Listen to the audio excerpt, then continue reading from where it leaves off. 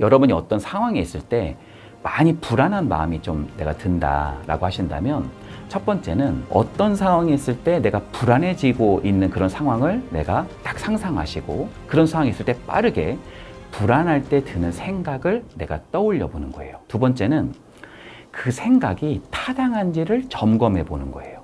세 번째는요, 그것을 극복하기 위한, 그것을 대처하기 위한 작은 방법을 실천해 보는 겁니다.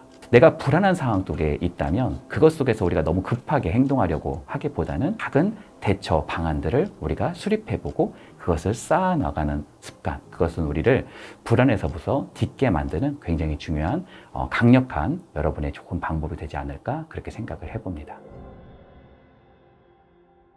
다시 뵙게 되었습니다. 저는 연세대학교에서 현재 연구교수로 재직 중이고요. 많은 사람들을 상담하고 있는 상담심리사 이헌주라고 합니다. 요즘에 제가 많은 내담자들을 만나면서 조금 변화된 것들을 많이 느끼고 있어요. 그게 뭐냐면, 요즘 내담자들께서 만성적인 불안들을 좀 언급하는 경우가 많아요. 그래서 뭐 일이라든지 아니면 나의 어떤 관계라든지 좀 불안이 굉장히 증폭되는 경우들이 좀 많은 것 같아요. 근데 요즘 시대를 보면 저는 불확실성의 시대라고 생각을 합니다. 사실 제가 요즘에 학교에서 여러 AI 관련된 연구를 또 하고 있거든요. 어떻게 상담하는 사람인데 어떻게 AI 연구를 하냐, 이렇게 또 생각할 수도 있는데, 또 이 AI가 사람하고 어떻게 대화형으로 우리가 바뀔 것인가 라고 하는 것은 또 굉장히 중요한 주제이기도 합니다. 요즘 챗봇 이런 얘기 여러분 들어보셨죠? 그런 부분이 지금 요즘에 이런 상담 부분과 굉장히 연관이 좀 되어 있습니다. 그래서 여러분, 이제 제가 볼 때는 시간의 문제라고 생각해요. 아마도 멀지 않은 미래에는 지금 화면을 보면 거의 지금 AI인지 사람인지 우리가 거의 알 수 없는 그런 시대잖아요. 그런 시대 속에서 내가 어떤 캐릭터를 이제 선정을 하는 거죠. 그럼 화면에 정말 어떻게 보면 사람같이 생긴 분이 내 앞에 이렇게 딱 있는 겁니다. 내가 이제 외롭다고 표현한 거예요. 예를 들어서, 현서야, 내가 너무너무 외로워, 이렇게 표현을 한 거예요. 그랬더니 그 AI가 저에게 이렇게 말하는 거예요. 헌주야, 네가 지금 느낀 그 외로움은 어쩌면 뭔가 맨발로 하얀 눈벌판을 걷고 있는 그런 시린 외로움처럼 나에겐 느껴져 라고 말을 하는 거죠. 여러분, 이런 시대가 굉장히 저는요, 멀지 않았다고 생각을 합니다. 우리 시대가 지금 어떻게 흘러갈지를 정말 예견하기가 어려운 것 같아요. 제가 기계공학과, 또 약학, 또 이런 어떤 디지털, UX, UI 이런 쪽에 있는 교수님들과 함께 제가 식사 자리를 가진 적이 있어요. 이분들이 또 미래라든지 AI 이런 연구하는 교수님들인데, 앞으로 미래가 어떻게 될 것 같은지 제가 진지하게 한번 같이 의논을 해본 적이 있었거든요. 근데 교수님들도 전혀 가늠이 안 된대요. 이게 어떻게 진행될지가 정말 이게 너무나 돌발 변수가 많다는 거예요. 지금 우리 시대에 무인화도 굉장히 빠르게 진행되고 있습니다. 굉장히 좀 맛있는 음식 같은 거를 좀 좋아하는 그런 좀 사람이고요. 또 맛집 같은 이렇게 목록들도 만듭니다. 그리고 저는요, 어떤 좀 독특한 그런 음식점들도 제가 이렇게 찾아서 가는 경우들이 있어요. 근데 제가 어떤 경기도에 어느 지역에 이제 가는 한식당이 있어요. 근데 그 식당은 음식이 막 굉장히 맛있다기보다는 어떤 특유의 그 정감 있는 그 식당의 어떤 분위기가 있거든요. 이제 저는 사장님을 본 적은 없고요. 어떤 아주머니가 이렇게 나오세요. 그 식당 아주머니 나오셔가지고 저희들이 보통 이제 5명 정도 이렇게 가면 많이 먹는 분들이거든요. 저희들이 제가 좀 거기서 좀 날씬한 편입니다. 그러니까 굉장히 좀 많이 먹어요. 그래서 우리가 이제 5개를 주문을 하잖아요. 그러면 그 식당 아주머니가 3개만 시키래요. 좀 특이하잖아요. 아니, 저희는 많이 먹어요. 많이 먹으면 4개만 시키래요. 3개만 시켜도 사실 충분하대요. 아니, 저희는요, 사실은 많이 먹는데 그럼 어떻게 하면 되나요? 그러면은 리필이 된대요. 굉장히 특이한 식당이잖아요. 그래서 아니, 그게 아니라 저희는 돌솥밥을 이걸 먹거든요. 그러면 막 이거를 메뉴판을 이렇게 펼쳐줘가지고 돌솥밥은 추가하면 된다는 거예요. 그래서 5명이 오면 3개만 시키면 되고, 진짜 많이 먹으면 4개만 시켜도 충분하다는 거예요. 그래서 저희들이 막 5개 시키려다가 이제 막 3개 시키고 4개 시키고 이랬던 집이거든요. 근데 최근에 이제 그 집을 가보니까 그 아주머니가 안 나오시더라고요. 그리고 그 아주머니가 없이 어떤 분이 새롭게 등장을 하시더라고요. 그래서 누군가 보니까 로봇인 거예요. 이렇게 로봇이 와서 우리한테 한식당이 사실 되게 무겁잖아요. 그런 재료들이. 그걸 가져와서 저희들한테 이제 그 음식을 나르더라고요.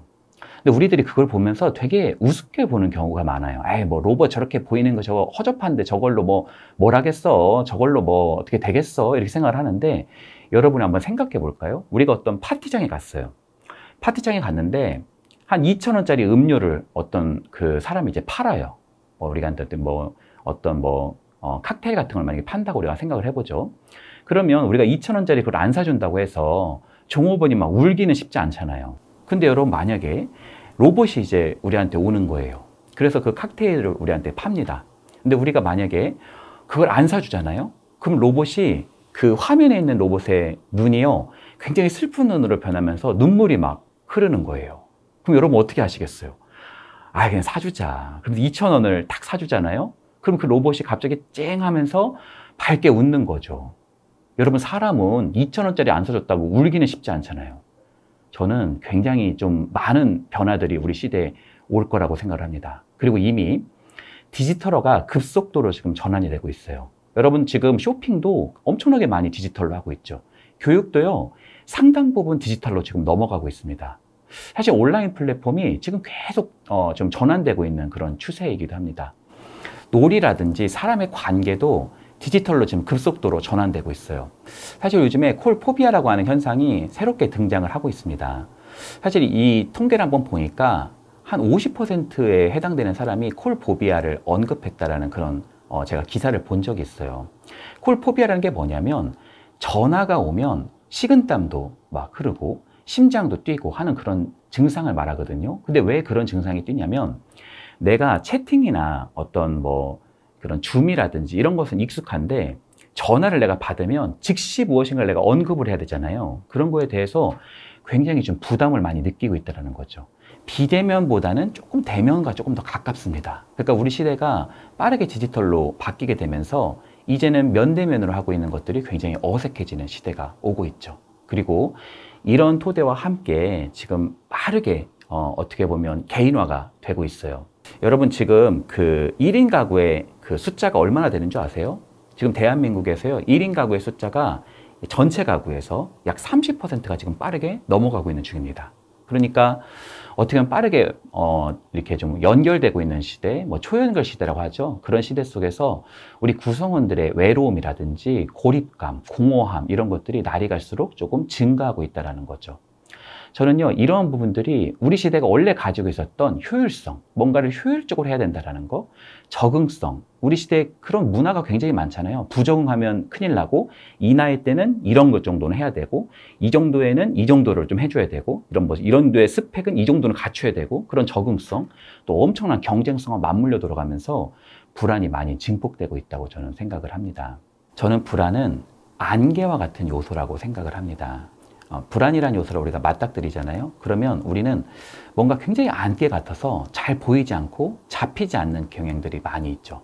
굉장히 시골에서 사실 자라서 좀 뱀을 본 적이 많아요. 근데 이게 시골 분들은 뱀을 막 잡을 거다 이렇게 생각을 하는데 그렇지 않습니다. 뱀은 너무너무나 무서운 존재예요.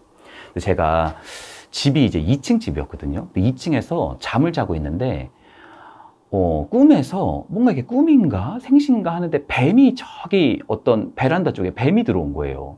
그래서 제가 이게 뭐지 하면서 딱 깼는데 정말 뱀이 거기 있는 거예요. 알고 봤더니 이 뱀이 계단을 통해서 올라와 가지고 그 베란다까지 올라온 거죠. 그래서 제가 이제 그 뱀을 잡으려고요, 그 문을 열고요, 저도 이제 막 심장이 두근두근거렸죠. 뱀을 이제 그 쌀이빗자루 같은 걸로 뱀을 막 때리기 시작을 했어요. 뱀이 막 정신없이 맞더라고요. 정신없이 맞더니 뱀이 이 발판에 제가 서 있었거든요. 이렇게 구멍이 뚫려 있는 발판이었어요. 그곳으로 빠르게 들어가는 거예요. 근데 제가 어디 있어요? 사실 발판 위에 올라가 있잖아요. 그다음부터는 뱀이 보이지가 않으니까 너무 불안해지더라고요. 그리고 발 밑이요, 서늘하더라고요. 그래서 제가 막 깨금 발을 막 짚으면서 다시 막 그 거실로 제가 후퇴했던 그런 기억이 나요. 여러분, 불안은요, 보이지 않는 것이 가장 큰 문제라고 생각을 합니다. 여러분, 초행길을 가잖아요? 그러면 굉장히 불안해요. 근데 그 길을 계속 걷잖아요? 그러면 그 불안은 많이 잦아듭니다. 그래서 여러분들 불안할 때는요, 우리가 처음번에 할 수 있는 일은 불안에 대해서 우리의 이해도를 높이는 일입니다. 여러분이 어떤 상황에 있을 때 많이 불안한 마음이 좀 내가 든다라고 하신다면 첫 번째는 어떤 상황이 있을 때 내가 불안해지고 있는 그런 상황을 내가 딱 상상하시고 그런 상황이 있을 때 빠르게 불안할 때 드는 생각을 내가 떠올려 보는 거예요. 내가 불안할 때 무엇 때문에 불안하지? 라고 내 생각을 떠올려 보는 거죠. 두 번째는 그 생각이 타당한지를 점검해 보는 거예요. 세 번째는요, 그것을 극복하기 위한, 그것을 대처하기 위한 작은 방법을 실천해 보는 겁니다. 한번 예를 들어 볼게요. 만약에 제 직종을 갖고 한번 예를 들어 볼게요. 요즘에 상담이라고 하든지 이런 챗봇 같은 것이 막 발견되면서 우리 직군이 너무너무 불안하다라고 하는 것들을 내가 기사를 접했다든지 어떤 소식을 들은 거예요. 그럼 막 내가 이제 이걸로는 안 될 것 같은데, 다른 직종으로 가야 될 것 같은데, 다른 것을 내가 알아봐야 될 것 같은데, 그런 생각이 들을 수 있잖아요. 그러면 내가 그 불안하다고 하는 여러 가지 분주한 행동들을 내가 잠깐 멈추고 내가 무엇 때문에 불안한지를 잠깐 숙고해 보는 거죠. 지금 AI가 여러 챗봇이라든지 여러 지금 대화망에 지금 들어오고 있어서 내가 많이 불안한 그런 생각이 드는 거구나. 그런 직종들이 나한테 굉장히 지금 불안을 일으키고 있구나 라는 것을 내가 생각해 보는 거예요. 그리고 그것을 타당화해 보는 거죠. 맞아. 그런 많은 어떤 얇은 여러 대화 모델들은 많은 좀 AI가 점령할 가능성이 높겠다. 그런데 모든 것을 우리가 다 점령할 수 있을까라고 한번 생각을 해보는 거죠. 우리가 이런 타당화하는 접근으로 해보면 오히려 그곳에서 기회가 있을 수도 있어요. 얇은 대화 모델, 어떤 방법 같은 것을 물어보는 그런 질문들이나 대화 기법들은 AI가 많이 접근할 수 있죠. 디지털로 사람과 거의 똑같이 생긴 사람이 나하고 대화는 어느 정도 해볼 수 있을 거예요. 그러나 깊은 인간성을 요구하고 있는, 어떤 면에서는 깊은 내 내면을 이해할 수 있는 그런 사람은 어떤 알고리즘으로 다 포섭되기 어렵단 말이에요. 그런 깊은 시각이 있는 AI는 어떻게 보면 점령되기가 쉽지 않을 수 있겠구나. 오히려 그런 요소는 오히려 더 증진될 수 있겠구나 라는 생각을 해볼 수도 있겠죠. 또 하나 한번 예를 들어볼까요? 만약에 우리가 일상생활에서 남편이 지금 들어오지 않아요. 그럼 너무 불안한 거예요, 내가. 그래서 전화해서 막 다다다다다 남편한테 뭐라고 하는 그런 사람인 거예요. 근데 우리가 한번 생각해 보는 거죠. 남편이 지금 7시에 들어오기로 했는데 왜 안 들어오지? 라고 생각하면 너무너무 불안한 거죠. 그럼 내가 그 불안할 때 어떤 생각이 스쳐 지나가는지를 한번 떠올려 보는 겁니다. 남편이 들어오지 않으면 남편이 어디선가 바람을 피고 있을까봐 내가 불안하구나 라는 걸 내가 깨닫는 거죠. 남편에 대해서 내가 좀 믿지 못하는 그런 마음이 있네. 남편이 좀 뭔가 내가 바람을 피고 있을까봐 내가 불안하네 라는 생각을 내가 점검해 보는 거예요. 그것이 타당한가? 라고 생각해 보고 숙고해 보면은요, 맞아. 남편이 오늘 뭔가 회식 자리가 있었다고 그랬었어. 이런 거를 기억해 낼 수도 있다는 거죠. 근데 그게 거짓말일 수도 있잖아요. 근데 잘 보면 그 회식 자리에는 내가 아는 사람도 2-3명 정도가 있는 거예요. 그러면 사실은 넌지시 물어볼 수 있는 사람들도 내가 있잖아요. 그럼 이건 빤한 거잖아요. 그런 토대에서 이 생각이 좀 과한 생각일 수도 있겠다라는 걸 내가 깨닫는 거죠. 어떤 대처를 해볼 수 있을까요? 내가 남편과 되게 연결되고 싶구나. 내가 남편과의 관계 안에서 내가 뭔가 지금 깊은 욕구가 있구나 라는 걸 깨닫고 남편과 함께하는 시간들을 조금 더 보내고 남편과 조금 신뢰를 쌓는 작업들을 내가 조금 실천해 보는 것이 매우 중요하다고 할 수가 있죠.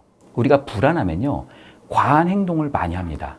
저는 예전에 뭔가 시간에 쫓겨가지고 지하철을 막 내려간 적이 있어요. 근데 저 앞에 지하철이 막 가려고 하더라고요. 근데 아직 안 갔어요. 그래가지고 제가 막 다행이다 생각하면서 그 지하철을 빠르게 탔던 그런 기억이 납니다. 그래서 지하철이 가니까 안도의 한숨이 이제 쳐지는 거예요. 다행이다 이런 생각이 드는 거예요. 아차 싶더라고요. 보니까요, 그 기차가 상행선이에요. 심지어 급행이어가지고 한참 있다가 서는 거예요. 근데 저는 어디를 갔어야 되냐면은 하행선을 탔어야 되는 그런 사실 시점이었거든요. 오히려 더 늦게 된 거죠. 사실 여러분, 우리가 불안하면 더 급한 생각을 하고 더 과한 생각을 많이 합니다. 그러다 보면 우리가 뭔가 더 속도를 내게 되기 마련이죠. 그런데요, 그러다 보면 인생이 더 갈지자로 갈 수 있어요. 요즘 AI가 뜬대. 그냥 코딩을 좀 해볼까? 코딩을 가봤다가 요즘에는 챗 GPT, 바드 때문에 코딩은 다 또 AI가 한대 라고 하는 또 그런 생각이 들으면 또 이게 뭘 하지? 그림도 또 AI가 그린다는데, 음악도 AI가 그린다는데, 우리가 막 이랬다 저랬다 하는 경향들이 많이 있죠. 그럴 때는 오히려 잠깐 앉아서 내가 살려고 하는 방향, 내가 가려고 하는 방향이 많은지를 어떻게 보면 좀 숙고해보는 능력이 훨씬 중요해질 수 있습니다. 아주 어두운 시기가 올 때는 잠깐 가만히 앉아서 그것을 관조하려는 자세. 여러분들 오히려 우리가 인생을 잘 가고 있을 때는 작은 빛들은 잘 오히려 눈에 들어오지 않아요. 오히려 어두울 때 작은 빛들이 더 미세하게 우리에게 포착되기 시작을 합니다. 우리가 작은 빛을 발견한다면 거기에서 우리가 그 방향이 맞는지를 잘 점검해보고, 그것이 내가 정말 가려고 하는 방향인가? 이것이 시대의 흐름과 또 어떤 면에서는 전체적인 가치하고도 맞닿는 것인가? 더 나아가서 이것을 가는 것이 나의 의미와 가치하고도 부합한가? 라는 것들을 내가 어떻게 보면 잘 포착하고 나가는 것이 속도보다는 방향에 조금 더 맞는 그런 삶이다 라고 할 수 있겠죠.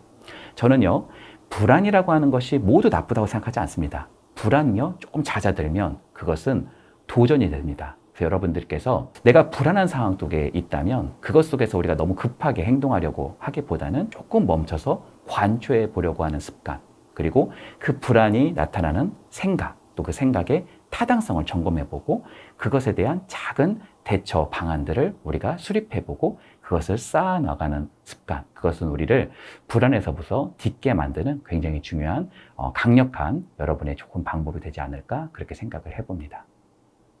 우리 인생은 다 끝났다, 이번 생은 망했다. 오히려 우리가 가져야 되는 자세는 진정한 긍정적 관점입니다.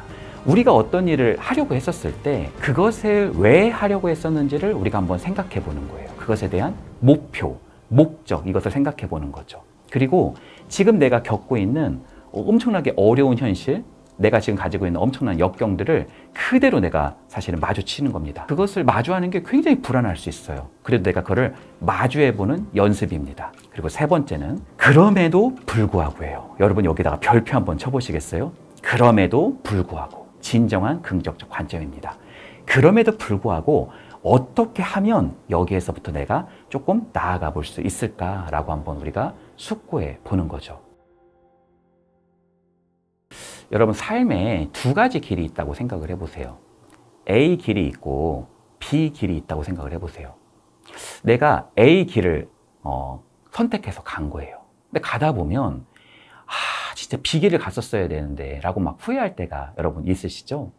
예를 들자면 내가 그때 이 전공을 선택할 게 아니라 다른 전공을 선택했어야 되는데, 내가 이 회사가 아니라 다른 회사를 갔었어야 되는데, 심지어 어떤 분은 내가 이 사람하고 결혼할 게 아니라 사실 다른 그 사람하고 결혼을 했어야 되는데 라고 굉장히 많이 후회를 하시죠. 우리가 시간의 수레바퀴를 돌이켜서 만약에 우리가 그 다른 길을 선택했다고 하더라도 우리는 반드시 마주해야 되는 것이 있어요.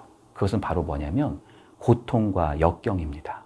어떤 길을 선택했다 하더라도요, 항상 우리가 상한가를 치는 인생이라는 것은 있을 수가 없습니다. 사실 요즘에 우리 사회에 역경이라든지 어려운 일들이 좀 많이 있다 보니까 긍정적 관점을 많이 좀 언급하는 사람들이 많은 것 같아요. 어떤 사람들은 이렇게 얘기해요. 굉장히 웃으면 복이 온다. 그냥 많이 웃어라. 웃으면 뭐 세로토닌도 나오고 도파민도 나오고 옥시토신도 막 분비된다더라. 이렇게 얘기하는 경우들이 있는데 저는 전혀 동의하지 않습니다. 오히려 내가 지금 문제는 굉장히 많은데 그냥 막 웃고만 있다? 그건 오히려 문제를 더 키우는 꼴이 될 수 있다고 저는 봅니다. 예전에 어떤 클래스에 이렇게 들어간 적이 있었거든요. 사실 6시에 저녁 모임이 있었는데 그 시간이 좀 이제 남아가지고 거기 이제 잠깐 들어간 거예요. 근데 어떤 분이 들어가자마자 웃음 발사 5초 그걸 하시는 거예요. 그래서 막 하하하 막 웃으시는 거예요. 어떤 분들이. 그러면 이제 웃음을 뭐 하시는 분인 것 같아요. 저는 그런 걸 되게 싫어하거든요. 그래서 저도 막 하하하하 웃고 있었어요. 그랬더니 목소리가 작대요. 목소리가 작다. 웃음 발사 10초 막 그러는 거예요. 저는요 그다음부터는 막 짜증이 나기 시작을 하더라고요. 그랬더니 웃음만으로 안 되겠대요. 이거 지금 안 되겠대. 지금 모두가 멘탈 관리를 해야겠대요. 일어나가지고 만세 3번 실시 위로 앉았다 일어났다 막 그런 걸 하던 거예요. 저는요 오히려 좀 이렇게 너무나 우리가 좀 불안한 것이 많고 또 어떤 면에서는 역경이 많은데 그냥 이렇게 웃음으로만 모든 것을 좀 갈무리하려고 하는 거나 아니면 내가 그냥 해가 뜨면 좋아지겠지 내일은 좋은 일이 있을 거야 라고 우리 삶을 어떻게 보면은 저 뒤로 밀어놓는 거, 저 앞으로 우리가 밀어놓는 것은 어떻게 보면 우리 인생을 더 힘들게 만드는 요소가 되지 않을까 생각합니다. 만약에 여러분이 어두운 방에 있다고 생각을 해보세요. 자려고 해요. 혼자 있어요. 근데 저쪽 방에서 뭔가 쨍그랑 하는 소리가 들렸어요. 도둑이 들어왔나? 이런 생각이 여러분 들을 수 있잖아요. 아유, 뭐 괜찮을 거야. 뭐 그런 일이 있겠어. 이러면서 그냥 내가 이불 속에 뒤집어 쓰고 노래를 듣는다고 해서 그 불안이 가시겠어요? 사실은 그 고통이 줄어들까요? 저는 오히려 이런 부분들이 우리의 문제를 더 키울 수 있는 그런 부분이라고 생각을 합니다. 그렇다고 해서 내가 가지고 있는 문제를 더 증폭시켜가지고 우리 인생은 다 끝났다. 이번 생은 망했다. 리셋해야 된다. 이렇게까지 또 너무 과하게 생각할 필요는 없다고 생각을 합니다. 오히려 우리가 가져야 되는 자세는 진정한 긍정적 관점입니다. 진정한 긍정적 관점. 그게 뭘까요? 저는요, 이렇게 생각을 해요. 첫 번째는요, 우리가 어떤 일을 하려고 했었을 때 그것을 왜 하려고 했었는지를 우리가 한번 생각해 보는 거예요. 그것에 대한 목표, 목적, 이것을 생각해 보는 거죠. 더 나아가서 내가 그 목표를 이루려고 했었던 것은 내 강점이라든지 자원이 있었을 거잖아요. 그래서 목표와 내 강점이나 자원을 한번 생각해 보는 거죠. 그리고 지금 내가 겪고 있는 엄청나게 어려운 현실, 내가 지금 가지고 있는 엄청난 역경들을 그대로 내가 사실은 마주치는 겁니다. 내가 그것을 마주하는 게 굉장히 불안할 수 있어요. 그래도 내가 그거를 마주해보는 연습입니다. 그리고 세 번째는 그럼에도 불구하고예요. 여러분 여기다가 별표 한번 쳐보시겠어요? 그럼에도 불구하고. 이게 굉장히 중요한 진정한 긍정적 관점입니다. 그럼에도 불구하고 어떻게 하면 여기에서부터 내가 조금 나아가 볼 수 있을까라고 한번 우리가 숙고해 보는 거죠. 한번 우리가 회사 장면으로 한번 가볼까요? 회사에서 만약에 영업이익률이 지금 한 10% 떨어졌어요. 그러면 아유 뭐 괜찮아 아이 뭐 좋은 일이 있을 거야 라고 하면서 그냥 뭐 웃고 막 즐겁게 그냥 뭐 재밌게 우리 레크레이션 하고 이렇게 하는 것은 어떻게 보면 우리 회사에 더 큰 문제가 될 수가 있겠죠. 그렇다고 해서 우리 지금 다 끝났다. 우리 회사 망했다. 아니 그러니까 제가 이렇게 하자고 그랬잖아요. 아니 제가 이렇게 하자고 했는데 왜 그렇게 해요? 라고 하면서 막 다른 사람하고 싸우고 있다든지 막 굉장히 회피한다든지 아니면 막 줌메이라고 그래서 내가 막 화면 다 끄고 있으면서 그냥 뭐 나는 여기에 전혀 관련이 없는 것처럼 있는다든지 이런 부분들은 그다지 그렇게 좋은 해결 방법이 아닐 수 있다는 거죠. 오히려 우리가 이 프로젝트를 왜 하고 있었는지 그것에 대한 목적이 무엇인지를 분명하게 우리가 인식하는 겁니다. 아, 맞아. 이 프로젝트를 하게 된 기원이 이거였네. 아, 맞아. 우리가 그런 측면에서 이런 부분이 굉장히 중요하다고 생각했었네. 그리고 이것을 이룰 만한 우리에는 자원이라든지 강점 같은 것들이 많이 있었네. 라고 우리가 한번 인식해 보는 겁니다. 두 번째는요, 우리가 지금 겪고 있는 현실을 분명하게 마주하는 거예요. 우리의 영업이익률이 10%가 떨어진 거예요. 진짜 만만치 않은 상황인 건 맞죠, 그렇죠? 여기서 우리가 탓을 하거나 회피하는 게 아닙니다. 세 번째는 그럼에도 불구하고예요. 우리가 회의를 할 때는 우리가 겪고 있는 현실이 지금 얼마나 어려운 상황인지를 분명하게 인식한 다음에 그것을 회의에서 정확하게 다루는 거예요. 그럼에도 불구하고 어떻게 하는 것이 우리 회사에게 도움이 될 수 있는지, 우리 조직에게 도움이 될 수 있는지, 이 프로젝트를 그럼에도 불구하고 한 발자국 나갈 수 있는지를 함께 고민해 보는 겁니다. 그럼에도 불구하고 어떻게 하면이라고 하는 토대가 매우 중요할 수 있겠죠. 이 프로젝트에서는 우리가 영업률이 좀 떨어졌지만 동시에 진행하고 있는 다른 프로젝트에서는 영업률이 좀 올라가고 있네. 이쪽에 우리가 조금 더 관점을 더 보는 것도 굉장히 중요할 수 있겠다. 또 여기에선 영업이익률이 올라가고 있는데 이거를 포기할 것이냐? 그렇진 않다. 여기에 잠깐 업황이 좋진 않지만 지금 사이클을 볼 때 여기에서의 매출이 계속 증가하고 있으니까 이것을 조금 더 우리가 좀 더 증폭시켜 보다면 매출이 올라가고 있으니까 어차피 영업이익률은 다시 올라갈 것이야 라고 우리가 생각해 볼 수 있겠죠. 이런 토대들을 조금씩 형성시켜 볼 수도 있겠죠. 여러분 이거를 우리가 조직이 아니라 우리 일상생활에서는 어떻게 적용해 볼 수 있을까요? 한번 제 얘기를 한번 드려볼게요. 제가 어떤 곳으로 강의를 간 적이 있어요. 강의를 가는데 여러분 강의를 갈 때요 절대 하지 말아야 되는 것이 있습니다. 그건 뭐냐면 늦는 겁니다. 늦으면 안 돼요. 일단 다른 거를 다 둘째치고요. 뭐 강의를 잘했니 못했니 이런 걸 다 둘째치고 늦는 건 정말 쥐약이에요. 그거는 여러분 강의를 해보셨던 분들은 다 아실 겁니다. 제가 어떤 공공사업에 있는 이제 강의를 이제 가는 거죠. 사람들이 다 모여 있는 거예요. 거기에서 이제 중요한 세션을 다 하고 있는데 제가 이제 거기서 중요한 강의 세션이 이제 2시에 있었던 거죠. 그래서 제가 이제 출발해서 가는데 이 내비게이션을 보는데 어떡하지? 이게 지금 15분이 늦는 걸로 나와요. 이걸 어떻게 늦지? 이걸 늦으면 안 되는데. 제가 이제 막 그런 것 때문에 다름질이 되는 거죠. 그렇다고 해서 제가, 지금 내가 신호등을 더 빨리 하면 가겠지 뭐. 아니, 이걸 조금 이렇게 내가 저 신호등만 내가 잘 지나가고 속도를 내가 조금 더 내가 내고 이러면은 내가 잘 도착할지도 몰라. 어쩌면 세이브로 갈지도 몰라. 어쩌면 내가 2분을 일찍 도착할지도 몰라. 막 내가 혼자 내 혼자 시나리오를 막 쓰는 거죠. 근데요, 그렇게 가다 보면 오히려 내 시나리오대로 안 가는 거예요. 빨간불이 더 막 늦어져요. 앞차가 엄청 막 안 비켜줘요. 아니, 막 가는 데 있어서 내가 또 내비게이션을 잘못 들어갔어요. 그래서 막 15분이 아니라 20분이 막 늦어지는 거예요. 그럼 내 마음은 더 막 동이 나기 시작을 하죠. 그렇다고 해서, 좋은 일이 있을 거야, 괜찮을 거야, 라고 생각하면서 신나는 노래를 막 들어요. 그것은 어떻게 보면 나한테 있어서 불안을 더 증폭시키게 되지, 오히려 그것을 낮추는 것이 되지 않을 수 있겠죠. 그럴 때는요, 이 강의를 내가 하게 된 배경, 또 이 강의가 나한테 얼마나 중요한 요소였는지, 그것이 얼마나 좋은 의미가 있었는지를 잘 숙고해 보는 거예요. 사실 강의에 반복적으로 늦으면 안 되겠죠. 그건 내 실수가 명백하잖아요. 이렇게 중요한 강의였는데 내가 늦었다라는 것은 어떻게 보면 내가 굉장히 좀 실수한 것이 맞구나라고 내가 분명하게 인식하는 겁니다. 15분이 늦는다고 해요. 그러면 가는 길이 한 1시간이 걸려요. 미리 얘기하는 것이 더 나은 선택이라는 거죠. 저에게 강의를 부탁한 분이 있을 거잖아요. 그분에게 솔직하게 전화를 하는 겁니다. 선생님, 제가 이 강의가 저한테도 정말 소중했던 강의였는데 제가 이만저만해서 사실 좀 늦게 됐다. 근데 제가 15분이 늦는 걸로 나온다. 근데 이거 1시간 거리니까 제가 혹시 내비게이션이 좀 늦을 수도 있고 신호가 좀 잘못 걸릴 수도 있어서 20분에서 30분도 늦을 수도 있을 것 같기도 하다. 어떻게 하면 좋겠냐라고 솔직하게 말하는 겁니다. 여러분, 사실 그렇게 하면요, 어떤 일이 벌어질까요? 그분이요, 강의를 다음부터는 저한테 안 줄 수도 있을 거예요. 그렇죠? 어쩌면 저한테 막 뭐라고 할 수도 있을 것 같아요. 그렇다고 해서 욕을 하지는 않을 수도 있습니다. 그렇죠? 어쩌면 강의비를 못 받을 수도 있어요.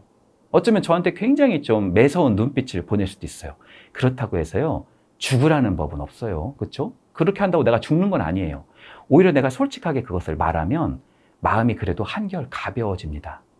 그 사람도, 여러분, 제가 이거 실제로 있었던 일이거든요. 그 사람도 조금 기분 나빠하더라고요. 아니, 일찍 출발하시지 그러셨어요. 같은 그런 메시지가 저한테 이렇게 은근히 느껴지더라고요. 그러면서 우리 같이 이렇게 얘기를 해보니까 그분이 이렇게 얘기를 하는 거예요. 그러면 교수님 이렇게 해보면 어때요? 라고 말씀하시더라고요. 3시에는 무슨 어떤 사안에 대한 토의가 있었대요. 그거를 2시로 옮긴다는 거예요. 양해를 구하고. 그리고 제 강의를 3시로 오히려 배치해 본다는 거예요. 그러면서 어차피 이거 토의가 오전에 있었던 사안에 대한 토의였는데 어차피 그냥 2시에 토의하고 3시에 강의 듣는 것도 뭐 나쁘진 않겠네요. 라고 말씀하시더라고요. 그러면서 천천히 오세요. 어차피 1시간 있다는 거니까 천천히 오세요. 라고 말씀하시면서 끊으시더라고요. 제가 정말 가는 길이 정말 잿빛이 아니라 편안한 어떤 하늘을 보면서 갔었던 기억이 납니다. 여러분, 저는요, 오히려 좀 우리가 가지고 있는 진정한 긍정적 관점이라고 하는 것은 땅을 오히려 디뎠을 때, 우리가 가지고 있는 고통과 역경을 우리가 분명하게 인식했을 때 그것을 치고 오히려 도약할 수 있다고 생각을 합니다. 여러분, 오히려 삶을 살면서 역경이나 어려운 일들이 많이 있을 거라고 생각합니다. 그것이 없는 거야. 그냥 좋은 식으로 생각을 하자라고 보는 것이 아니라 그것을 내가 하게 됐던 분명한 배경이라든지 목적, 나의 자원을 발견도 해보시고요. 또 내가 가지고 있는 현실을 분명하게 목도해 보기도 하고요. 더 나아가서 그것을 내가 풀어나갈 수 있는 작은 방법들을 한번 모색해 나가보는 것, 그것이 저는 진정한 긍정적 관점이라고 생각을 합니다.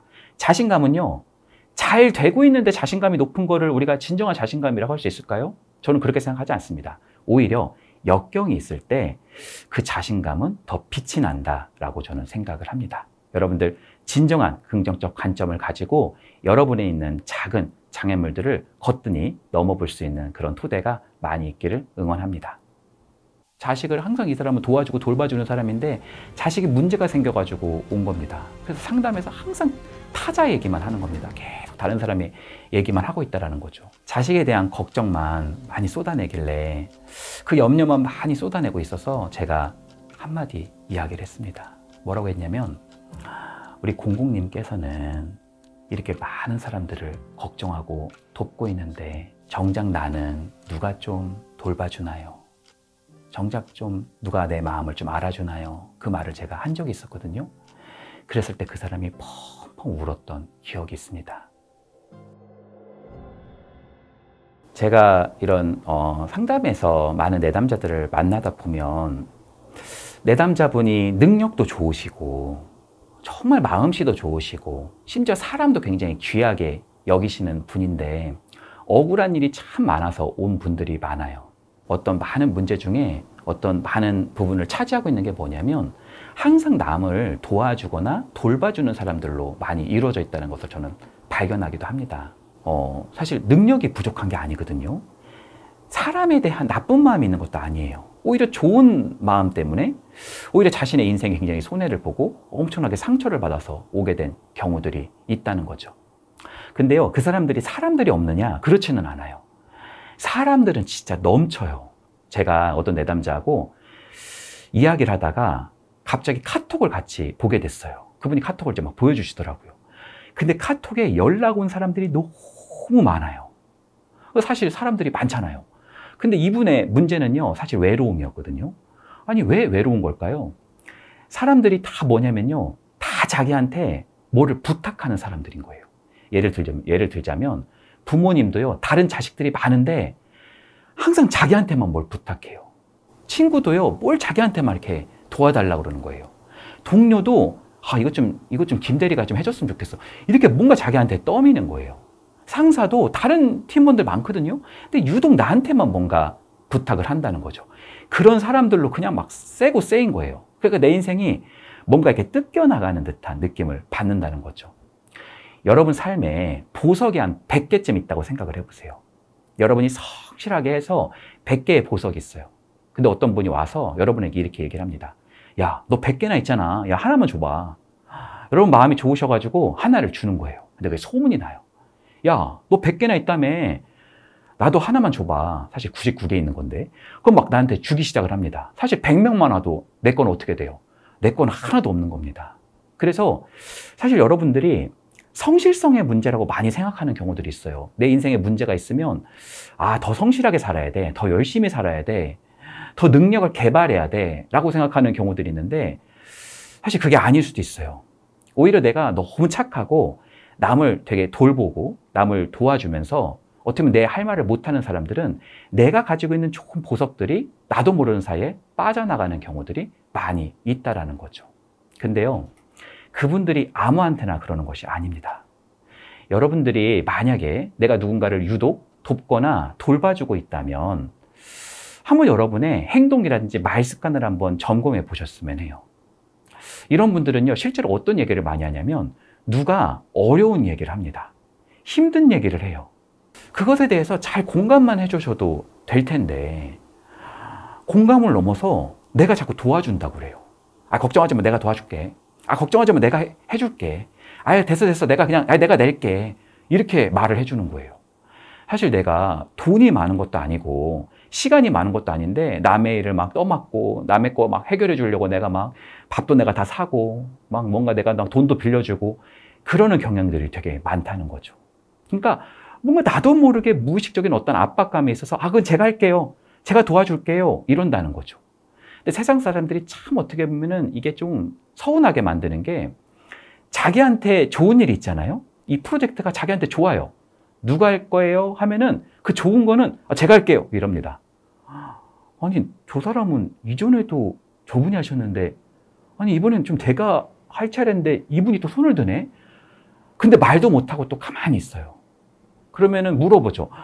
이분이 저번에도 했는데 또 해도 돼요? 그러면 네, 좋아요. 그분이 해도 괜찮습니다. 하면서 양보하는 거예요. 근데 또 아니나 다를까 안 좋은 프로젝트가 있어요. 이건 뭐 진짜 하면은 손해만 나는 프로젝트입니다. 이거 누가 할 거예요? 라고 하면 그런 분들은 또 너무나 뻔뻔하게 그냥 가만히 있습니다. 그러면 자기도 모르게 자기가 손을 드는 거예요. 제가 하겠습니다. 이러는 거예요. 제가 할게요. 손을 들면서 무슨 생각을 해요? 아, 이거 이전에도 내가 했는데? 아니, 내가 손 들 때 이분이 좀 손 좀 들어줘야 되는 거 아닌가? 근데 가만히 있어요, 그럴 때는 또. 그럼 너무 억울함이 많이 몰려오죠. 여러분, 근데요, 이렇게 도와주는 사람들이 또 가지고 있는 많은 또 착각 중에 뭐가 있냐면, 내가 도와주면 그 사람이 되게 고마워할 거라는 착각이에요. 물론 많은 사람들이 고마워하긴 합니다. 그러나 아닌 사람도 있어요. 어떤 사람은요, 그냥 도와주는 존재라고 생각을 하는 거예요. 아, 저 사람은 그냥 도와주는 사람이야. 원래 그래. 아니, 밥을 먹으면 저분은 원래 돈을 잘 내. 원래 저분은 프로젝트 할 때 열심히 하셔가지고 원래 저렇게 적극적으로 나서더라고. 이렇게 그걸 그냥 당연하게 생각하는 분들도 계세요. 심지어 어떤 분들은 그렇게 도와주는 분들을 딱 보면서, 아, 저 사람이야말로 내가 무엇인가를 부탁할 사람이구나, 거의 호구로 생각하는 그런 사람들도 있죠. 세상에는 여러분들 동화 같지 않습니다. 정말 이상하고 사람들을 착취하는 사람들도 있기 마련입니다. 그럼 그런 사람에게 인생이 붙들려가지고 자신이 굉장히 능력도 많은데 빚도 없이, 어떤 면에서는 보상도 없이 그림자처럼 사라지는 사람이죠. 여러분, 저는요, 우리 시대의 역사 가운데서 정말 능력이 출중한데도 자신의 능력을 다 발휘하지 못하고 많은 여러분들 위인들, 영웅들 많잖아요. 그런 사람들의 어떻게 보면 빛에 가려져서 그림자처럼만 살다가 누군가를 서포트하면서 사라진 사람들이 되게 많다고 생각을 합니다. 여러분, 징기스칸 다 아시죠? 근데 징기스칸의 부장을 아세요, 여러분들? 여러분, 에디슨은 알죠? 에디슨 옆에서 도와줬던 연구자들은 아세요? 아무도 모르잖아요, 사실은. 물론 뭐 역사를 좀 아시는 분들은 아실 수도 있겠지만 대부분의 사람들은 모를 수 있다는 거죠. 여러분, 만약에 이런 경향들을 내가 많이 가지고 있다라고 한다면, 아, 나는 이제부터는 도와주는 거 없이 내 인생을 살 거야 라고 생각하는 분들도 계실 수도 있겠지만, 아, 이 사람들이 진짜 관계인가? 이런 것들이 좀 의심스러운 분들도 계실 겁니다. 그런 분들을 위해서 제가 좋은 하나의 방법을 하나 말씀드려 볼게요.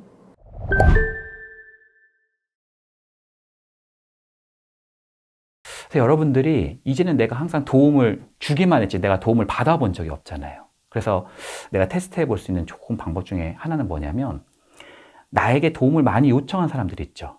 그분들한테 작게라도 도움을 한번 여러분들이 요청해 보세요. 반대로.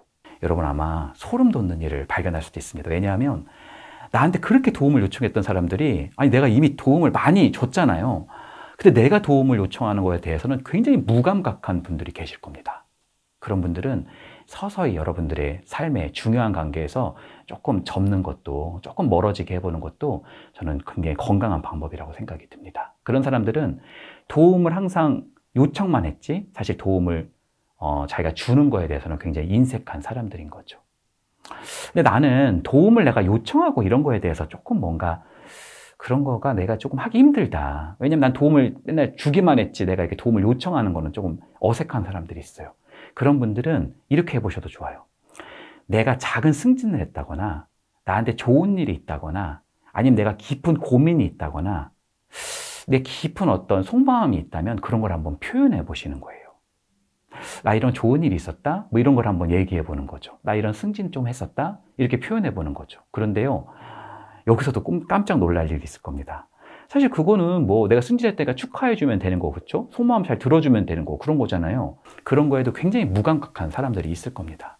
그러니까 내가 승진을 했다든지 내가 뭔가 좋은 일이 있었다든지 내가 뭔가 좋은 어떤 것을 이야기했을 때 그거에 대해서는 전혀 관심이 없는 분들이 계실 겁니다. 심지어 가족들 중에서도 있을 거예요.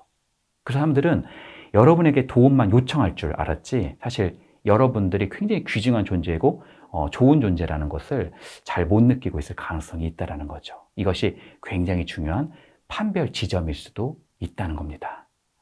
제가 알고 있는 어떤 분은요, 항상 다른 사람의 작품을 봐주고 다른 사람 걸 항상 도와주는 그런 일들을 해왔었거든요. 근데 자신의 음악에서 이제 자기의 어떤 작품을 하나 낸 거예요. 뭐 대중적인 걸 하시는 분은 아니었어요. 인디 쪽에 있으신 분이었는데 자기 작품 이번에 드디어 하나 낸 거예요.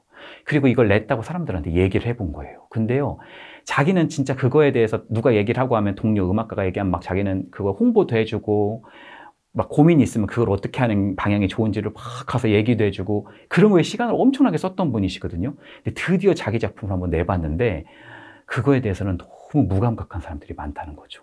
심지어 잘 되잖아요. 내가 승진했다, 내가 작품이 잘 됐잖아요. 그러면 네가 잘 됐으니까 나 좀 또 도와줘. 너 그거 잘 됐으니까 나 좀 이것 좀 하나 끼워줘. 이런 부탁만 많았다는 거죠. 그래서 여러분들이 이런 요소를 한번 판별해 보시는 것도 굉장히 중요한 요소일 수도 있다. 여러분의 삶이 굉장히 힘들다면, 내 삶이 지금 뭔가 잘 안 된다면 그걸 성실성의 요소로만 판별하지 마시고 주변을 한번 살펴보셨으면 합니다. 그 내담자는요, 어렸을 때부터 집안의 기둥이 되려고 노력을 했었던 분인 거예요. 그래서 항상 부모님한테 뭔가 내가 좋은 아이로 항상 기능하고, 형제 자매한테도 내가 맨날 도와주고, 심지어 학비도 막 내주고, 그리고 막 이제는 배우자 일 막 내가 거의 해주고, 배우자가 또 문제를 많이 일으키는 사람이거든요.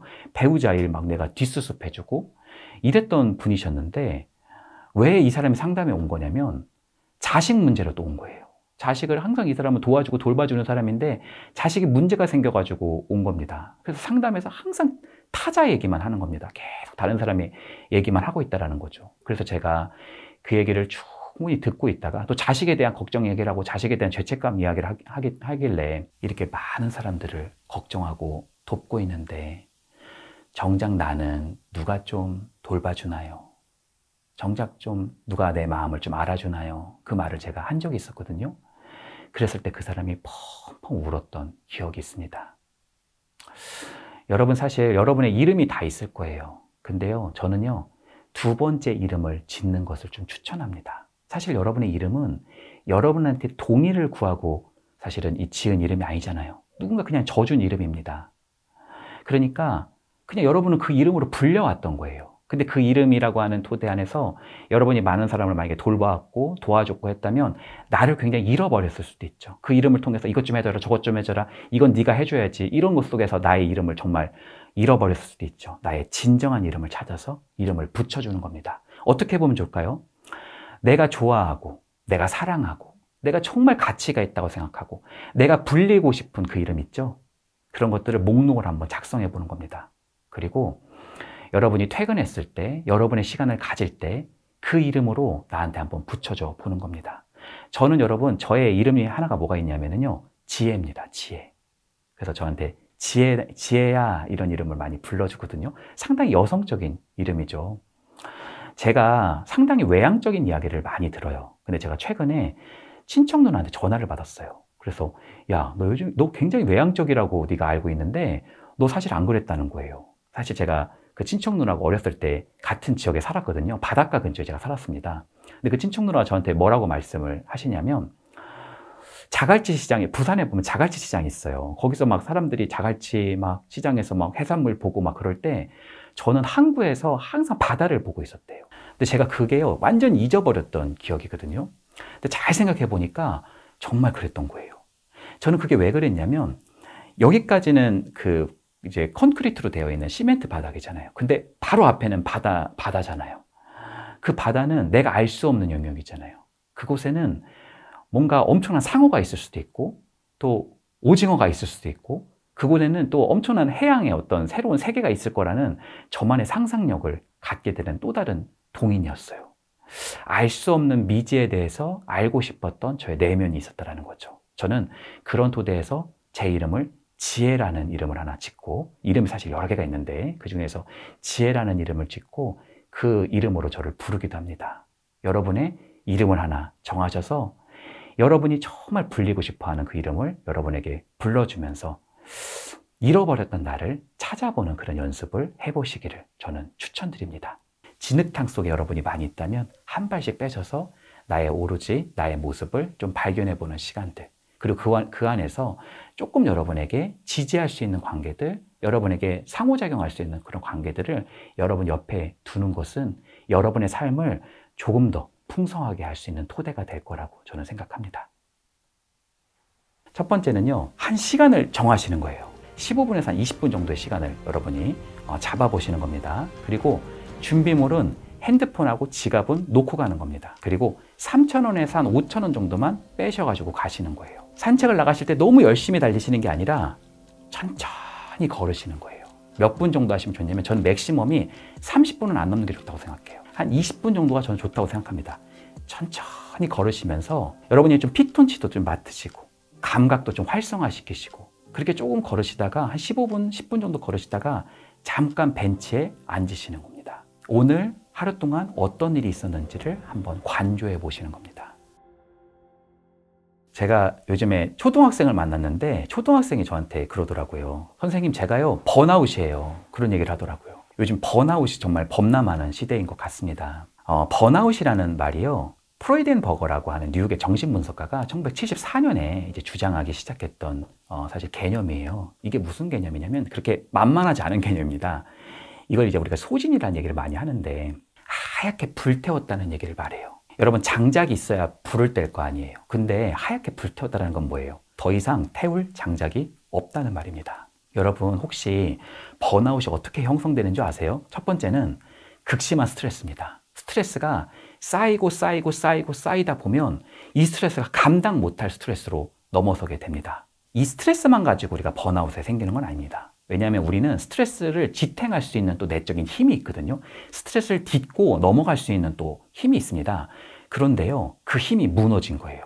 이걸 뭐라고 말하냐면 이상과 현실의 괴리라고 말씀드릴 수 있습니다. 내가 스트레스를 지금까지 견디면서 엄청나게 달려갔는데 뭔가 의미를 잃어버린 거죠. 예를 들자면 이런 겁니다. 내가 형사가 돼서 정말 사회의 정의를 세우고 나쁜 범인들을 내가 잡아야지 라고 생각하고 내가 열심히 공부하고 노력해서 내가 형사가 된 겁니다. 그런데 아니 계속 내가 행정 업무만 하고 있는 거예요. 만만치 않은 거예요. 삶을 살아보니까 아니 그렇게 내가 생각했던 대로 그렇게 잘 되지 않는 겁니다. 어떤 사람은 좋은 변호사가 돼가지고 어려운 사람들을 돕고 정말 그 사람들의 억울함을 내가 충분히 들어주고 어떤 내가 사람들을 잘 변호할 수 있는 일을 해봐야겠다라고 해서 달려가 봤는데 세상에 대해서 거의 회의적이어가지고 세상을 거의 등지고 싶은, 사람에 대한 너무 이 질리는 마음이 좀 들 수도 있다라는 거죠. 어떤 사람들은 다른 사람을 돌볼 수 있는 사회복지 계열을 내가 들어가서 좋은 사회복지사가 되고 싶고 많은 사람들을 내가 좀 돕고 싶은 그런 마음이 있었는데 정작 내가 가보니까 이건 자꾸 내가 무슨 돈을 딴 거에 대해서 자꾸 행정 업무만 해가지고 그것만 제가 맞추고 있고, 아니 이건 도대체 이게 위조까지는 아닌데 도대체 행정 업무를 위해서 이걸 하고 있는 건지, 누굴 돕기 위해서 이러는 건지, 인원을 막 누구를 동원해야 된다니까 사람들한테 인원 동원만 막 하고 있고, 이거에 대해서 내가 뭔가 의미를 잃어버린 겁니다. 내가 어떤 회사를 차려가지고 CEO가 되면은 굉장히 막 내가 사람들한테 이제 막 각광을 받을 거라고 생각을 해봤는데 회사를 차리는 게 만만치 않잖아요. 해보니까 거기 안에서 또 슬럼프에 빠지는 거예요. 그랬을 때 내가 이건 내가 왜 해가지고 이 고통을 겪을까? 내가 만약에 작가가 되고 싶었다면 내가 이 작가를 해서 엄청난 작품을 쓸 줄 알았는데 내가 실제로 작품을 내보니까 어때요? 그냥 그래요. 이랬을 때 느껴지는 어떤 그 의미와 가치의 상실, 이런 것들이 중첩되면서 번아웃이라는 게 오게 된다라고 말씀드릴 수 있겠죠.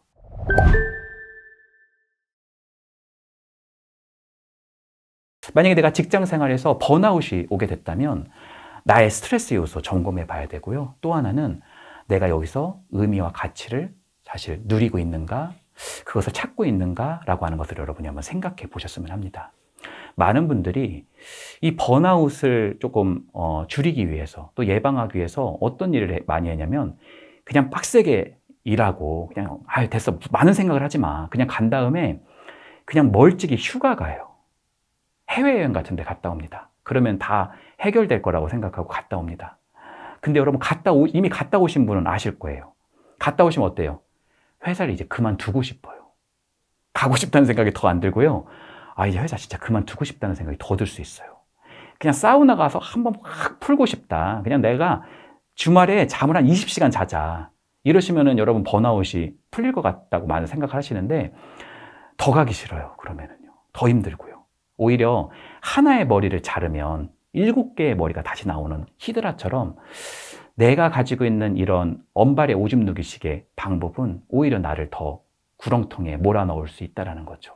그럼 여러분 어떻게 우리가 번아웃을 예방하거나 좀 경감해 볼 수 있을까요? 여러분 사실 번아웃이 정신적인 소진이라고 많이 알고 계시거든요. 정신적 소진도 맞죠. 근데 저는요 좀 각광받아야 되는 부분이 뭐라고 생각하냐면 오히려 신체적 소진에 좀 더 가깝다 이런 얘기를 여러분에게 말씀드리고 싶어요. 그러니까 내가 아무리 화이팅 막 이렇게 해도 내 몸이 안 움직이는 거예요. 여러분 다리가 부러졌다면 내가 아무리 일어나야지 한다고 해서 이게 일어나지는 게 아니잖아요. 그러니까 이거를 개인의 의지력으로 좀 여러분이 환원해서 생각하지 않으셨으면 합니다. 오히려 실제적인 소진이나 신체적인 탈진이라면 어떻게 보면 몸을 바꾸는 것도 굉장히 중요할 수 있겠죠. 그래서 저는 첫 번째가 환경의 변화라고 생각합니다. 환경의 변화라는 게 뭘까요? 저는요, 이 환경의 변화라고 하는 것을요, 여러 가지가 있지만 자연을 좀 회복하는 것을 여러분 삶 속에 알알이 좀 박는 거, 이것이 매우 중요하다고 생각을 합니다. 자연 속에 살아가는 거, 그게 뭘까요? 여러분 자연 속에 살아가는 게 여러 가지가 있어요. 근데요, 그 중에 저는 하나를 산책을 좀 추천드립니다. 여러분 일상 속에서 얼만큼 산책을 조금 하고 계신지 한번 되돌아보시겠어요? 어떤 분은 제가 또 산책을 추천하니까 열심히 막 산책을 막 운동하고 겸해가지고 효율적으로 산책도 하면서 운동도 하면서 살도 빼면서 다 해보시려고 하시는 경우들이 있더라고요. 그러면 또 이것도 스트레스 받아요. 산책하고 운동은 좀 다르게 해보시는 게 좋습니다. 그럼 어떻게 하시는 게 좋은지 제가 한번 방법을 가르쳐 드릴게요. 첫 번째는요, 한 시간을 정하시는 거예요.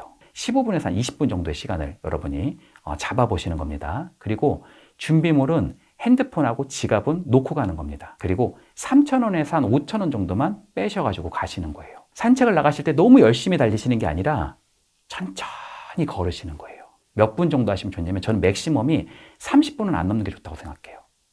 한 20분 정도가 저는 좋다고 생각합니다. 천천히 걸으시면서 여러분이 좀 자연광도 좀 보시고, 그렇죠? 여러분이 좀 피톤치도 좀 맡으시고, 감각도 좀 활성화시키시고, 그렇게 조금 걸으시다가 한 15분, 10분 정도 걸으시다가 잠깐 벤치에 앉으시는 겁니다. 그리고 저녁 때 하셨다면 오늘 하루 동안 어떤 일이 있었는지를 한번 관조해 보시는 겁니다. 아, 내가 이러이러한 일이 있었구나. 내가 이런 사람을 만나서 이런 대화를 했었구나. 아, 내가 이런 거에 많은 힘을 쏟고 있었구나. 이런 것들에 대해서 여러분이 한번 생각해 볼 수 있는 시간을 갖는 겁니다. 그리고요, 숨을 크게 한번 들이셨다가 내쉬는 거예요. 예를 들자면 4초는 코로 한번 들이쉬고요. 그리고 잠깐 멈추시고 코아인 모드로 10초 동안 확 하고 내쉬는 겁니다. 한번 해보시겠어요, 여러분들? 자, 4초는 코로 들이쉬고 잠깐 멈추신다. 10초는 확 여러분들이 내쉰다. 코아인 모드로. 자, 여러분 한번 해볼게요. 하나, 둘, 셋, 넷. 잠시 멈추고 내쉽니다. 하나, 둘, 셋, 넷, 다섯, 여섯.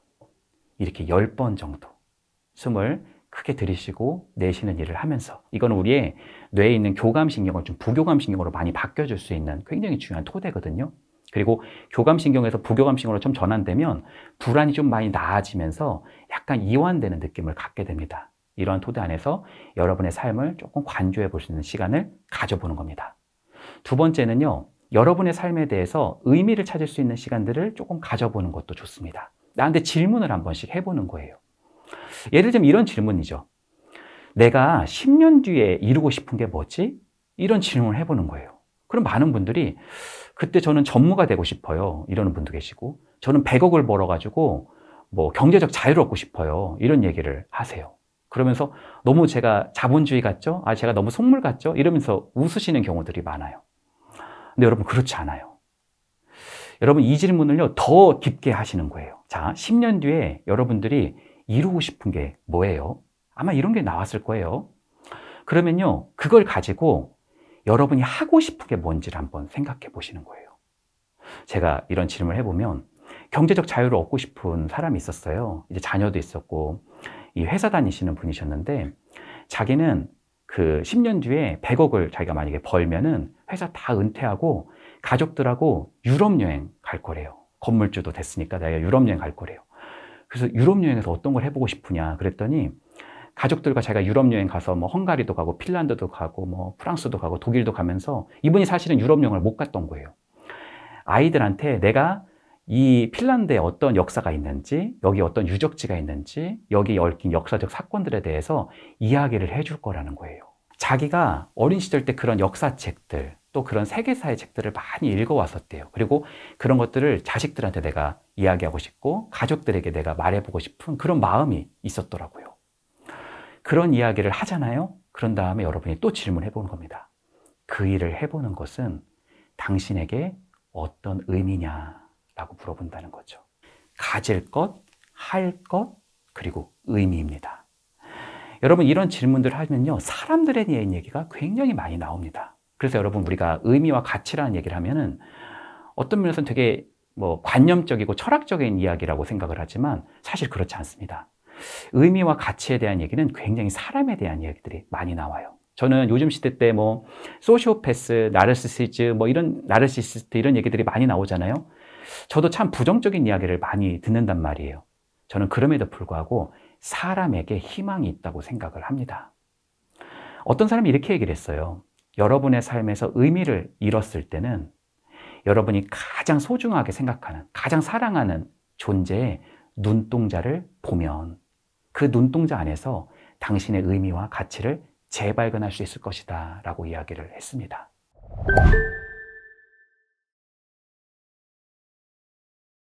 제가 고향집에 들어갔다가 앨범을 이렇게 보고 싶어서 앨범을 한번 본 적이 있습니다. 제가 진짜 오랜만에 그 앨범을 본 거였거든요. 근데 그 앨범을 보다 보니까 저의 어린 시절도 나오고 사람들도 나오고 그러더라고요. 그래서 앨범을 이렇게 계속 보다 보니까 아니 너무나 좀 가녀린 소녀가 나오는 거예요. 그래서 누굴까 하고 제가 이렇게 가다 보니까 그분이 우리 어머니신 거예요. 너무 아리따우시더라고요. 제가 우리 구독자분에게 그 사진 좀 한번 보여드리고 싶네요. 진짜 어떤 모습으로 있는지 사실 우리 어머니 포즈를 보면 사실 이게 잘 상상이 안 될 수 있는데 잔디밭에 이렇게 누워있고 원피스를 하늘하늘 원피스를 입고 이렇게 하고 사진을 찍고 그런 사진들이 많더라고요. 그때가 20살 초반의 사진들이더라고요. 근데 사실 저희 어머니가 우스갯소리로 이야기를 해요. 내가 제일 싫어하는 사람이 누군지 아냐. 그랬더니 뭔데 엄마? 뭔데요? 여쭤보면 어머니가 그래요. 우리 아버지 소개시켜준 분이래요. 사실 농담이죠. 지금은 잘 지내시는데 어머니 삶이 사실 되게 힘들었었거든요. 그리고 저를 양육하면서도 많이 좀 경제적으로도 심리적으로도 많이 힘들었었고 그 역경이 진짜 말로 표현 못해요. 그래서 제가 그런 상상을 해봤어요. 제가 만약에 타임머신을 타고 그 23살, 22살의 그 소녀에게 제가 간 다음에 내가 미래에서 온 당신의 아들인데 사실 오빠라고 할 거예요. 그렇죠? 제가 나이가 더 많으니까 오빠가 아니라 나는 사실 당신의 자식인데 당신의 미래가 이러이러한 일이 있다 하면서 얘기를 해보면 그 소녀는 어떤 마음을 가질까? 제가요 이 질문을 엄마한테 해본 적이 있어요. 엄마, 만약에 이런 일이 있어가지고 내가 타임머신을 타고 이때 22살에 23살의 엄마한테 내가 가서 당신 결혼하면 이러이러한 일이 있을 거라고 내가 미리 예고를 해주면 그 선택을 다시 할 거야? 라고 제가 한번 여쭤본 적이 있어요. 그랬더니 어머니가 밝게 웃으시면서 당연하지 그런 얘기를 하는 거예요. 그래서 아니 왜? 그렇게 여쭤봤습니다. 그랬더니 어머니가 뭐라고 말씀하셨냐면 그래야 너를 다시 만나지 그런 얘기를 하더라고요. 그때 제가 울컥하는 그런 마음이 있었어요. 여러분 번아웃이라고 하는 지점으로 많이 가셨던 분들 정말 나를 위해서만 살았던 걸까요? 어떤 측면에서는 여러분의 소중한 사람을 지키기 위해서 그 사람에게 굉장히 중요한 의미와 가치를 같이 재발견하기 위해서 열심히 여러분이 뛰었을 수 있습니다. 한번 여러분에게 질문해 보셨으면 해요. 여러분의 삶에서 가장 소중하고 사랑하는 존재가 누구인지, 그 사람과 했었던 가장 소중한 경험이 무엇인지, 지금도 그런 경험을 하면 될 텐데 못할 만한 무슨 사정이 있는지 조금 더 미래로 여러분이 가보셔도 돼요. 여러분이 지금 만약에 한 30, 40대라고 생각을 해보신다면 80대를 한번 생각해 보는 거예요. 80살에 어느 날 여러분이 이렇게 우두커니 앉아 있는데 오늘이 무슨 날이냐면요. 내 영화가 지금 개봉되는 날이에요. 지금 극장에 걸리고 있어요. 엄청난 블록버스터예요. 지금 헐리우드에서 지금 그 영화가 상영되려고 지금 오늘 딱 개봉하는 날입니다. 그 영화의 제목이 무엇일 것 같은지, 그 영화는 어떤 내용을 담고 있을 것 같은지, 그 영화의 전체 시나리오 상에서 지금 내가 가지고 있는 내 삶의 문제들은 어디에 위치되어 있을 것 같은지, 여러분들이 한번 이런 여러분의 의미와 가치 질문들을 큰 미래를 통해서도 해보시고 여러분의 사람을 통해서도 해보셨으면 합니다.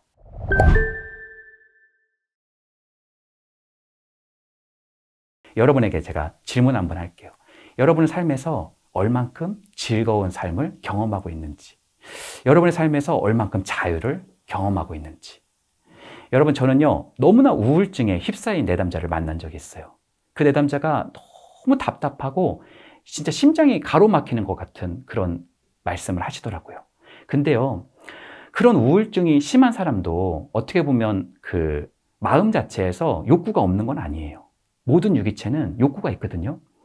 내가 너무 답답하다고 말하는 것은 반대로 말하면 무슨 욕구가 있는 걸까요? 그만큼 자유에 대한 욕구가 있는 겁니다. 그래서 제가 그분하고 어떤 작업을 해봤냐면, 그분이 너무 많은 해야 될 일이 많았단 말이에요. 일이 너무너무 막 많은 거예요. 그래서 그것 때문에 이제 거의 막 소진되고 우울 때문에 이제 오게 된 건데, 제가 그분하고 했던 일은 뭐냐면, 리추얼을 항상 아침에 일어나면 뭘 할 거를 막 무지하게 하더라고요. 뭐 영어도 하고 뭣도 하고 뭣도 하고 엄청 많이 하더라고요. 근데 그거를 싹 지우고 어떤 일을 했냐면, 아침에 일어나자마자 가장 하고 싶은 일을 하는 것, 이걸 이분하고 했습니다. 뭘 하셨냐면, 이분이 명작을 읽더라고요. 명작에 대한 소설을 굉장히 어렸을 때부터 좋아했다 하더라고요. 그리고 그것에 대한 자기만의 글을 써보는 연습을 이분이 하시기 시작을 했어요. 그리고 3개월 정도 지났을 때 그분이 가지고 있는 우울에 대한 감정이 많은 부분 경감되고, 반대급부로는 그분의 생기가 많이 돋게 되는 그런 요소를 저는 발견한 적이 있습니다. 여러분이 만약 삶에서 생기가 너무 없다, 내가 너무 하얗게 불살났다 라고 한다면 생기가 있는 요소를 한번 찾아보는 연습, 여러분이 한번 해보셔도 좋을 것 같습니다. 지금까지 여러분 제 이야기를 잘 들어주셔서 감사합니다. 고맙습니다.